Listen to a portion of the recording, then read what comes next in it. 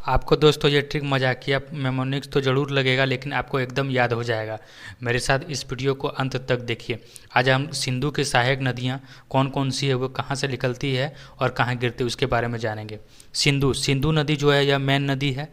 ये मानसरोवर झील से निकलती है और अरब नदी। सिंधु से हम लोग याद करेंगे तो सिंदूर जो होता है महिलाओं के लिए मान सम्मान का विषय होता है। तो सिंधु नदी मानसरोवर झील से निकलती है। और अरब की महिलाएं सिंदूर यानी सिंदूर को उपयोग नहीं करती है। तो कहाँ की महिलाएं नहीं करती है? तो अरब सागर की महिलाएं। तो सिंधु नदी मानसरोवर झील से निकलती है और अरब सागर में जाके गिरती है। अगला है झेलम नदी। झेलम नदी जो है वो शेषनाग झील जम्मू कश्मीर से निकलती है और चिनाब नदी में गिरती है, मिल जाती है। झेलम से हमें झोला को रिलेट करना है।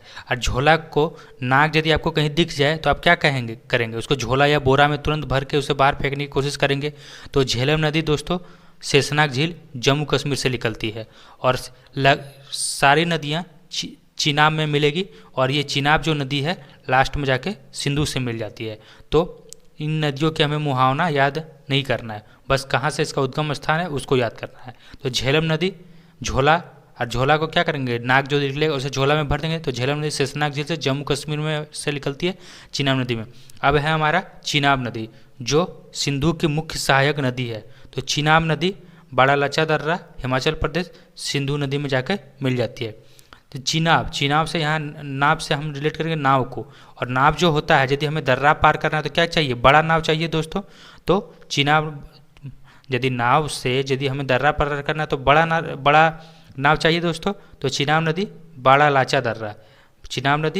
लाचा दर्रा ये हिमाचल प्रदेश से निकलती है और ये जाके सिंधु नदी में मिल जाती है। और बाकी सारी नदियाँ चिनाब नदी में मिलती है। रावी और व्यास के लिए हम लोग एक ही ट्रिक का उपयोग करेंगे दोस्तों। तो रावी व्यास से हम रिलेट करेंगे रवि की सास। रावी व्यास से रवि की सास, और रवि की सास उसे क्या करती है? बहुत ही तंग करती है। तो रावी और व्यास तंग से तांग हमारा बना। रोहतांग दर्रा हिमाचल प्रदेश से निकलता है। तो रावी और व्यास कहाँ से निकलता है? रोहतांग दर्रा हिमाचल प्रदेश से। और ये कहाँ जाके मिलती है? चिनाब नदी में। इसका मुहावना हमें याद नहीं करना है, बस इसका उद्गम स्थान को देखना है। तो रवि के साथ उसे बहुत तंग करती है। तो रावी और व्यास नदी कहाँ से निकलती है? रोहतांग दर्रा हिमाचल प्रदेश से ये दोनों निकलती है। अब हमारा अगला नदी है सतलज नदी मानसरोवर झील चिनाब। सतलज नदी कहाँ से निकलती है?